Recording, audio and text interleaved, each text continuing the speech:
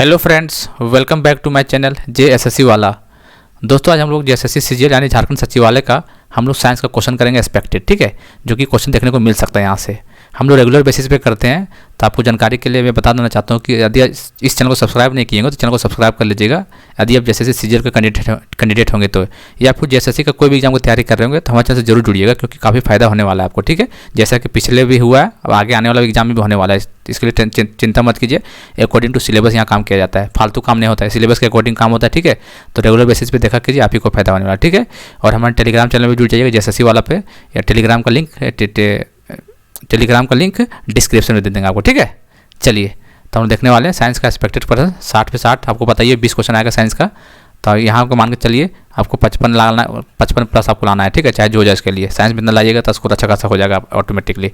इस बार ASO का सपना चुप पार कर दें, चाहे जो भी रेगुलर रहिएगा तो पार हो जाएगा, कोई दिक्कत नहीं। आपकी बार सचिवालय पार। ठीक है, चलिए तो हम लोग करें। देखिए क्वेश्चन, देखिए साइंस का क्वेश्चन दोस्तों, तो क्वेश्चन तो हिंदी में ही आ रहेगा। ठीक है, लेकिन हम क्वेश्चन को इंग्लिश में भी पढ़ देंगे, बस सुनना आपको। ठीक है, हिंदी ला तो स्क्रीन में दिख जाएगा, लेकिन इंग्लिश का क्वेश्चन वहाँ आपको एक्सप्लेन कर देंगे, क्योंकि साइंस में दिक्कत होता है लैंग्वेज का। ठीक है, बाकी देखिए झारखंड जीके या करंट अफेयर कोई दिक्कत नहीं है, हिंदी या इंग्लिश हिंदी में चलता बढ़िया, लेकिन साइंस में थोड़ा होता है, टर्मोलॉजी अलग होता है, इसलिए थोड़ा दिक्कत भी होता है। इसलिए लड़कों लोग कमेंट भी करा था, लेकिन इंग्लिश का हम क्वेश्चन पढ़ देंगे। ठीक, सुनिएगा आराम से। चलिए ठीक है, चलिए एक विद्युत जनित्र बदलता है। एक विद्युत जनित्र बदलता है, क्या बदलता है? आप लोग 4 ऑप्शन देख लीजिए। ठीक है, चलता है इंग्लिश में बोल देते हैं कि electric generator convert. Electric generator किस में कन्वर्ट होता है बताइए? विद्युत ऊर्जा को रासायनिक ऊर्जा में, रासायनिक ऊर्जा को विद्युत ऊर्जा में, और विद्युत ऊर्जा को आंतरिक ऊर्जा में, और आंतरिक ऊर्जा को विद्युत ऊर्जा में। बताइए क्या होता है? तो इलेक्ट्रिक जनरेटर जो कन्वर्ट करता है किस में करता है, तो आपको ऑप्शन देना है, ये बता देते हैं। इसका आंसर होगा 4। ठीक है, आंतरिक ऊर्जा मतलब mechanical energy into electrical energy. ठीक है, याद रखिएगा, मैकेनिकल इंटू इलेक्ट्रिकल। ठीक है, मैकेनिकल इंटू इलेक्ट्रिकल। तो आप देख सकते हैं इलेक्ट्रिकल मैकेनिकल, ये इलेक्ट्रिकल मैकेनिकल।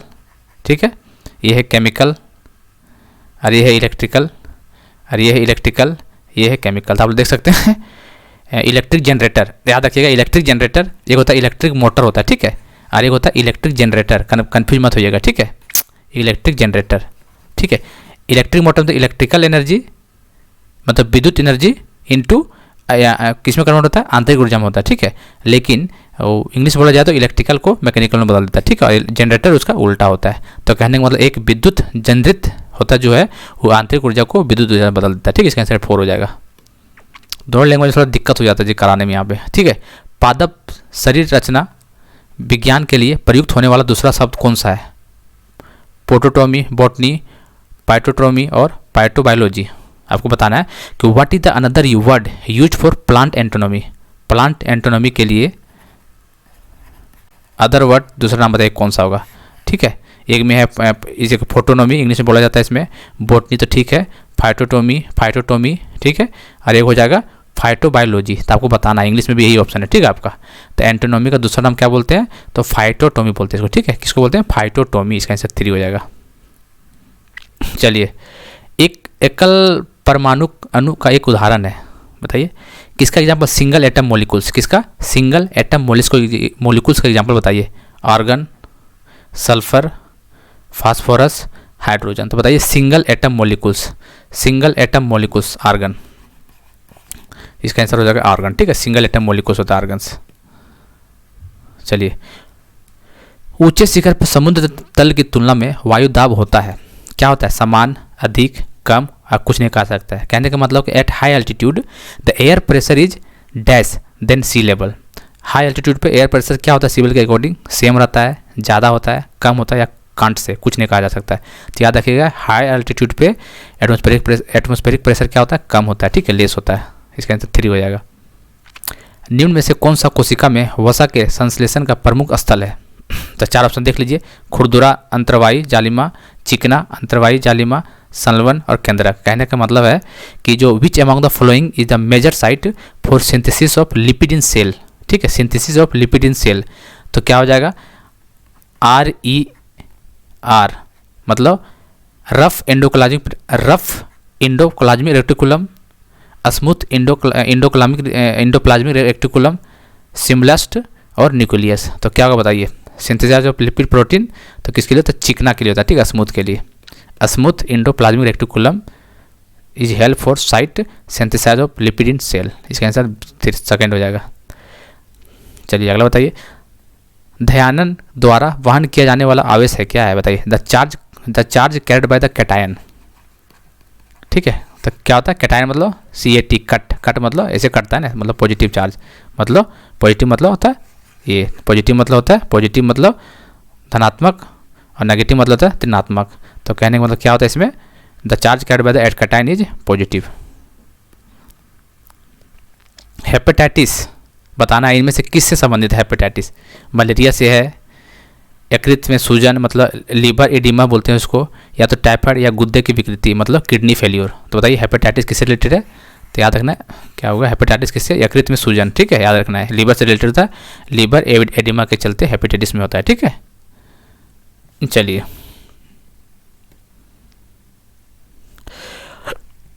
कार्य का यूनिट बताना आपको, ठीक है। What is the unit of work, बताइए वर्क का यूनिट क्या होता है, बताइए। न्यूटन मीटर, तो क्या होता है वर्क, ये ना होता है डेफिनेशन, फोर्स इनटू डिस्प्लेसमेंट, ये ना होता है फोर्स इनटू डिस्प्लेसमेंट, कहने का मतलब होता है बल इनटू विस्थापन, यही होता है डेफिनेशन इसका। तो बल का क्या होता है न्यूटन, और इसका डिस्टेंस और विस्थापन का मीटर, तो न्यूटन मीटर जो वही आंसर हो जाएगा, इसका आंसर सेकेंड हो जाएगा, ठीक है। चलिए प्रेरण में आवेशों का स्थानांतरण डैश होता है, स्पर्श करने पर, दूर से, रगड़ने पर, या तोड़ने या रगड़ने या दोनों करने पर। इंग्लिश में सुनिए, in induction transfer of charge takes place by, किसके द्वारा होता है, टचिंग के द्वारा होता है, स्पर्श करने मतलब टचिंग करने के द्वारा, फ्रॉम ए डिस्टेंस दूर से, रबिंग, या फिर आइदर बाई रबिंग और स्पर्श करने से। तब क्या होगा बताइए, transfer of charge takes place in induction किसके द्वारा होता है, तो दूर से होता है, फ्रॉम ए डिस्टेंस, इसका आंसर सेकेंड हो जाएगा। डैश एक सतह की घटना है, किसका, एक सतह की घटना है, बताइए। ये सरफेस फेनोमिनन बताना है, क्या सरफेस फेनोमिनन को, पसीना, कौथन मतलब बॉइलिंग, पसीना मतलब स्वेट, स्टीम मतलब भाफ, और उत्सादन मतलब एक्साइटमेंट। तो क्या, तो बताइए कौन सा सरफेस फेनोमिना है, तो ये जगह स्टीम, स्टीम क्या है, सरफेस फेनोमिना, वाष्प। Mycology is the study of, कवक विज्ञान का अध्ययन करता है, किसका करता है, कवक, बताइए।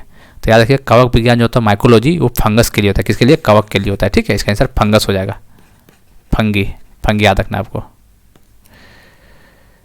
निम्नलिखित में से कौन सी नोबेल गैस है, नोबेल गैस बताना कौन सा है, ओजोन, हीलियम, हाइड्रोजन, नाइट्रोजन, इतना आसान क्वेश्चन है, तो कौन सा होगा इसमें, हीलियम, ये वो नोबेल गैस है। चलिए इसमें बताना अभिक्रिया का प्रकार क्या है, आपको बताना किस टाइप का रिएक्शन है, ठीक है। निराकरण मतलब न्यूट्रलाइजेशन, अपचयन मतलब रिडक्शन, रेडॉक्स मतलब जिसमें दोनों हो, ऑक्सीडेशन रिडक्शन दोनों हो, और ऑक्सीकरण मतलब ऑक्सीडेशन, ठीक है। तो अब बताइए क्या होता है, देखिए CuO से क्या होता है, रिड्यूस हो रहा है, रिड्यूस हो रहा है, इसका मतलब क्या बोलते हैं, अपचयन बोलते हैं, ठीक है। यहाँ से Cu से Cu+2 में रिड्यूस हो रहा है। चलिए और इसमें क्या होता है, H2 से क्या हो रहा है, यहाँ पे ऑक्सीडाइज हो रहा है, ऑक्सीडाइज मतलब ऑक्सीकरण हो रहा है। तो कहने का मतलब रिड्यूस भी हो रहा है और ऑक्सीडेशन भी होता है, इसको क्या बोलते हैं, इसको रिडॉक्स बोलते हैं। रिडॉक्स कैसा होता है, जिसमें ऑक्सीडेशन भी हो और रिडक्शन भी हो, कहने का मतलब जिसमें अपचयन भी हो और ऑक्सीकरण दोनों हो, उसी को बोलते हैं अभिक्रिया, रिडॉक्स रिएक्शन बोलते हैं उसको, ठीक है। चलिए इसका आंसर 3 हो जाएगा।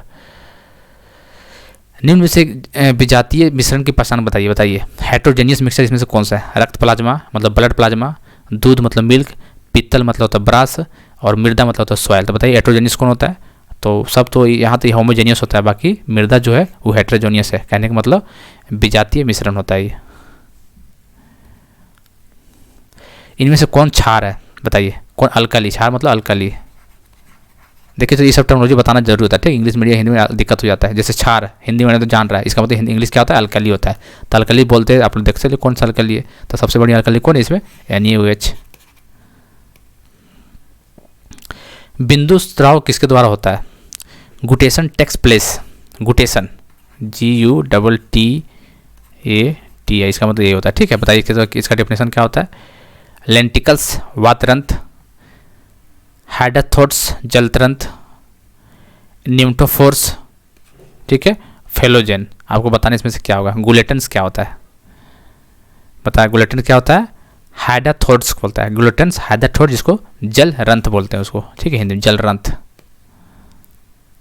निम्नलिखित में से क्या यूनियो के उत्सर्जन तंत्र का हिस्सा है? बताइए। एक्सक्रेटरी सिस्टम ऑफ यूनियो का एक्सक्रेटरी सिस्टम बताना क्या होता है। अच्छा क्वेश्चन है ये। मोलस्का को बोला जाता है इसको, ठीक है, यूनियो, मोलस्का को यूनियो बोला जाता है। तो बताइए क्या होता है? ठीक है, कॉक्सल ग्रंथि, हरी ग्रंथि, कैबरयंग और मेल्पिंग नलिकाएं। तो आपको बताना है क्या होगा इसमें। यूनियो मतलब मोलस्का मतलब होता है, कैबरयंग होता है, ठीक, याद रखना आपको चीज़, ठीक है दोस्तों। चलिए, इससे भी बहुत सारे रिलेटेड होता है, जैसे ये मोलस्का का ये हो गया, ठीक है। तो मान लीजिए जैसे इसका पूछ देगा, क्या बोलते हैं इसको, प्लेटी हेल्थीमिजन को बोल देगा तो ज्वाला कोशिका हो जाएगा, फ्लेम, ज्वाला कोशिका हो जाएगा, इसका इंपॉर्टेंट है ये। एनिलिडा का पूछ देगा तो नेफिरिडिया हो जाएगा, एनिलिडा का नेफिरिडिया हो जाएगा, ठीक है। तीसरा छोटा छोटा पॉइंट याद रखना है आपको, बाकी हो जाएगा। प्लेटीथेलमिस का क्या होगा, फ्लेम सेल, और एनिलिडा का क्या होगा, नेफिथेरिया हो जाता है, ठीक है। वर्टिब्रेटा का किडनी। चलिए, मानव के सेम आकृति का उत्सर्जी अंग है, क्या है बताना। कहने का मतलब bean shaped excretory organ of human, मूत्रवाहिनी, मूत्राशय, मूत्रमार्ग, वृक्क, वृक्क मतलब किडनी।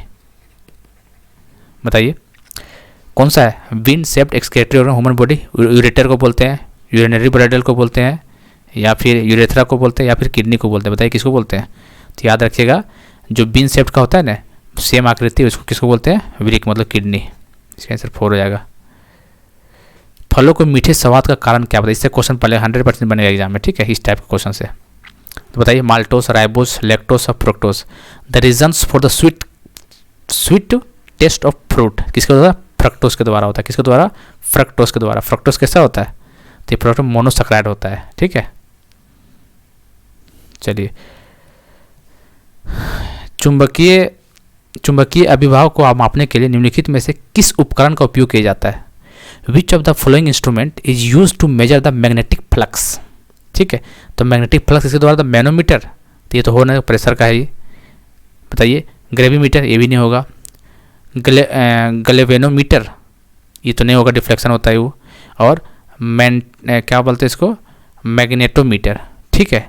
तो जो होता है चुंबकीय अभिभाव, कहने का मतलब है मैग्नेटिक फ्लक्स, वो मैग्नेटोमीटर के द्वारा होता है, ठीक है। इसका आंसर 4 हो जाएगा। चलिए, तो दोस्तों हम लोग 20 क्वेश्चन कर लिए टॉप का, जो कि एक्सपेक्टेड, हम लोग रेगुलर स्टार्ट करेंगे, आपको पता ही होगा। और टेलीग्राम चैनल JSSC वाला पे जुड़िए, ठीक है, वहाँ पे मिल जाएगा सब चीज़ आपको। चलिए, आई होप कि आप लोग क्लियर हुआ होगा, नहीं हुआ होगा तो कमेंट जरूर कीजिएगा। बाकी मिलते हैं अगले वीडियो में, तब तक के लिए जय हिंद, जय भारत।